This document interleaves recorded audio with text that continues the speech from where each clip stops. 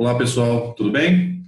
Bom, o objetivo da aula de hoje, conforme eu já falei com vocês em sala, né, é a gente fazer um pequeno resumo, tá? Uma pequena revisão sobre os conceitos que vocês viram da disciplina de CLP, para poder dar um direcionamento para vocês poderem estudar para a segunda prova que vai acontecer na semana que vem. Para aqueles que não entenderam do que eu estou falando, né, afinal de contas eu vou colocar esse vídeo no YouTube público. Esse vídeo, especificamente, ele está sendo direcionado aos alunos do IFMG, Campus Betim, de Engenharia de Controle e Automação, oitavo período, disciplina de CLP, Controladores Lógicos Programáveis. Tá? A ideia, eu sou professor lá, eu leciono essa disciplina lá, então eu tive a ideia de fazer esse vídeo para poder dar algumas dicas referente à prova que eu acabei de fazer. Tá? Obviamente, eu não vou abrir as questões da prova, por mais que vocês gostassem, mas eu vou mostrar para vocês assim qual que é a forma que eu gostaria que vocês estudassem para essa prova, né? Algo que seja mais do que simplesmente leiam a matéria inteira, tá bom? A maioria de vocês, se não todos, né, fizeram os exercícios, então já é um bom começo vocês estudarem a partir dos exercícios que vocês fizeram, tá? Mas eu ainda assim vou dar algumas dicas, ok? Baseado na prova que eu acabei de montar. Não se esqueçam de enviar o trabalho, eu já mandei o link do Google Drive para vocês postarem o trabalho até domingo, às 23h59, aonde tem que estar o relatório, o vídeo e o programa no CodeSys, certo? Eu vou compartilhar minha tela com vocês e mostrar alguns pontos do livro que eu julgo serem importantes para que vocês leiam, tá? Antes de mais nada, pessoal, para quem tiver, né, condições, obviamente, né, a orientação ideal seria qual? Leiam os capítulos 9, que é referente à lista de instruções, 10, que é referente a SFC, e 11, que é referente à conversão de SFC para LEDER, tá? A prova vai valer 30 pontos, eu vou colocar uma questão focada em cada um desses capítulos. Então, a melhor forma seria ler os 3 capítulos, tá? Na parte de lista de instruções, qual que é, né? O que eu preciso, o que é mais importante, né? Para vocês entenderem. A sintaxe, como é que você monta um programa em lista de instruções, tá? Então, vocês precisam saber a estrutura, que tem um rótulo, um operador e modificador, um operando e um comentário. O comentário nem sempre é obrigatório, tá? Na verdade, o comentário nunca é obrigatório. Ele é sempre um plus, né? Um adicional para que facilite o entendimento do programa por quem está lendo ele, tá? E aí vocês têm que entender o que é cada uma dessas caixinhas aqui para poder conseguir montar o programa, tá? Vocês têm que ter capacidade também de ler um programa, entender um programa, ok? Então, por exemplo, pegar um programa e identificar o que tem de errado e saber as modificações que tem que fazer para poder corrigi-lo, certo? Então, se, por exemplo, eu passo para vocês um programa, ok? E eu explico para vocês o que o programa tem que fazer. Vocês têm que ser capazes de fazer a programação e gerar a solução. Bem como, a partir de uma solução, conseguir corrigir os erros caso ela esteja errada. Ou então, confirmar caso ela esteja correta. Tá certo?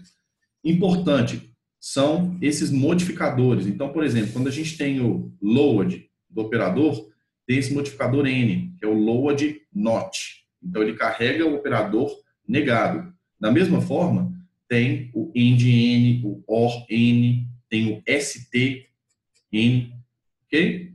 Que, na verdade, ele é o responsável, né, por armazenar o valor do acumulador em uma determinada variável, ok? Então, vocês precisam de entender como é que funcionam esses modificadores. Outra coisa que é importante vocês entenderem, a estrutura de parênteses. Muitas vezes a gente tem uma expressão, por exemplo, uma expressão booleana, tem vários, né, parênteses dentro da expressão, certo? Intercalados. Vocês têm que entender como esses parênteses têm que ser apresentados para que o programa tenha um determinado funcionamento, certo? E vocês têm que ser capazes também de conseguir fazer a associação do LEDER com a linguagem lista de instruções, tá bom? Eu estou utilizando a norma IEC 611.31-3, ok? Para vocês, como, né, a norma a ser utilizada para poder nortear a programação em SFC, tá certo? Então, é importante que vocês entendam o seguinte, que existem, né, vários CLPs, tá, que às vezes tem pequenas variações na linguagem de lista de instruções, tá? A que eu vou considerar para poder corrigir essa prova é a norma 611/31, dígito 3, ou traço 3, ok? Que descreve as 5 linguagens de programação do CLP.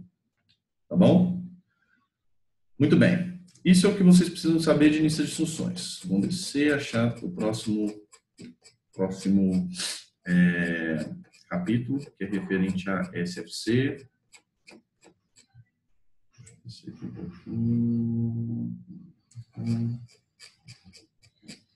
Tá. Muito bem. O SFC é uma linguagem que ela é focada principalmente na descrição de processos sequenciais, tá? O que é importante saber do SFC? O que é uma etapa? O que é uma transição? O que é uma receptividade? Ok? Por que nunca pode existir duas etapas seguidas uma da outra sem uma transição? Por que não pode existir duas transições seguidas uma da outra sem uma etapa entre elas? Ok? Então, vocês precisam de lembrar que todo programa em SFC, ele tem, né, tudo isso, etapa, transição, receptividade, e tem também a ação associada a cada etapa, que é o que acontece em cada etapa. Vocês precisam de saber os tipos, né, de ação que existem, né? Por exemplo, ação com retardo de tempo, ação de set, ação de reset. Precisam de lembrar, isso é muito importante, que normalmente quando a gente coloca uma ação do tipo contínua, ela acontece desde que eu esteja naquela etapa. Então, se você está querendo ligar um determinado equipamento em uma etapa e na próxima etapa desligá-lo, você não precisa de setá-lo para na próxima etapa resetar. Porque quando ele mudar de etapa, automaticamente tudo que estava sendo executado, exceto, né, o que estava setado, tudo que estava sendo executado na etapa anterior deixa de ser executado na etapa seguinte, certo? Então, a gente tem as regras de evolução, como eu falei, a gente sempre tem uma etapa inicial. O que significa a gente ter uma transição inibida, uma transição desinibida e uma transição transposta, ok? Uma transição inibida, você não está na etapa que precede a transição. Uma transição desinibida, você está na etapa que precede a transição. Uma transição transposta, você estava na etapa e a receptividade correspondente à transição foi verdadeira. Logo, você mudou de etapa. Bom? Então, a gente não pode ter nunca, né, duas transições nem duas etapas seguidas. Questão das ações, eu falei também. O que é importante também vocês lembrarem? Os vários tipos de ações.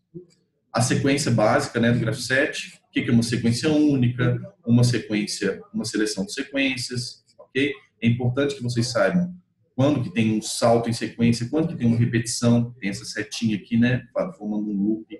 O que é uma convergência ou divergência ou convergência end, divergência end, tá? É muito importante vocês entenderem o que significa isso, não somente fazendo o programa, mas também é importante fazendo o programa, obviamente, tá? E vocês têm que ser capazes de fazer, né, conseguir, a partir de um determinado problema descrito, montar o SFC correspondente. Então, selecionar o que seriam as entradas, o que seriam as saídas, o que seriam as transições, o que seria a etapa inicial. Todo programa precisa de ter uma etapa inicial, tá? E de SFC é só, ok? Agora, nós vamos para o último capítulo, que é o capítulo referente, capítulo 11 do nosso livro, né? Que é o capítulo referente à conversão de SFC para ladder. Ok? Capítulo 11. Conversão de Graph7 ou conversão de SFC para ladder. O que é importante, né? Primeira coisa, vocês têm que conseguir entender os passos para poder fazer o projeto. Então, como ativar a etapa inicial? Essa parte de detecção de bordas, vocês podem ler, mas isso não vai abordar nessa sala de aula, meu foco não vai ser isso na prova. mas equação de transições, ativar e desativar a etapa e ativar a ação associada à etapa. Vocês precisam de entender esse sequenciamento. É importante. É a partir dele que, de posse de um programa em SFC, vocês conseguirão escrever um programa em ladder correspondente. Importante, vocês precisam saber como implementar o código do first scan, tá? Que é aquele que eu apresentei, deixa eu achar aqui, isso aqui, ó. Ok?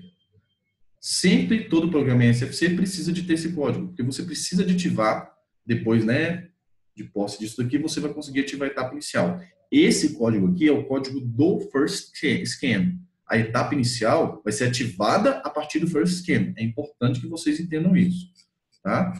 E depois vocês têm que entender que tem uma ordem, né, para poder criar um programa. A gente tem primeiro o first scan, a ativação da etapa inicial, a equação das transições, a equação das etapas, o código, o programa das transições, o código das etapas, o código das ações associadas às etapas.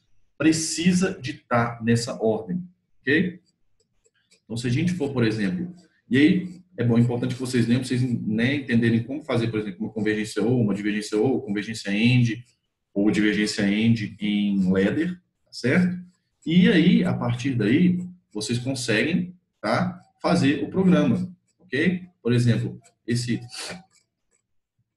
programinha aqui, ó, né, que foi apresentado, inclusive, em sala de aula, tá certo? De posse, por exemplo, de um programa desse tipo aqui, vocês conseguem fazer a ativação da etapa first scan com a ativação da etapa inicial e das transições. Mas, na verdade, pessoal, vamos lá. Só, talvez eu não tenha sido claro. O first scan fica junto com as transições. A ativação da etapa inicial vai estar na parte das etapas. Então, primeira parte, first scan e transições. Ok. Segunda parte, que é essa parte aqui, ó. Segunda parte, equação das etapas. Beleza? Terceira parte, a implementação das associações, das ações associadas às etapas. Então, first scan, transições, etapas e ações de etapas. Ok? Com isso, vocês conseguem fazer um programa sem problema nenhum. Tá bom? Esse tipo de exercício é um exercício mais longo, mais trabalhoso, porém ele é muito simples, tá? Só precisa de ter atenção, tá certo? E eu posso cobrar tanto um programa para vocês implementarem, quanto dar um SFC e dar um ladder e pedir para vocês identificarem o que está errado. Tá certo? Bom, com isso eu encerro o vídeo de hoje. Estudem, não deixem de ler o material, tá? Principalmente focando no que eu disse aqui. Não esqueçam de colocar o trabalho até o domingo. Eu vou avaliar o que tiver sido entregue até domingo à meia-noite, tá bom? Tudo que tiver lá na pasta, vou pegar e colocar no meu computador quando for meia-noite. Isso é importante que vocês se atentem a esse prazo. Certo? Grande abraço. Até a próxima.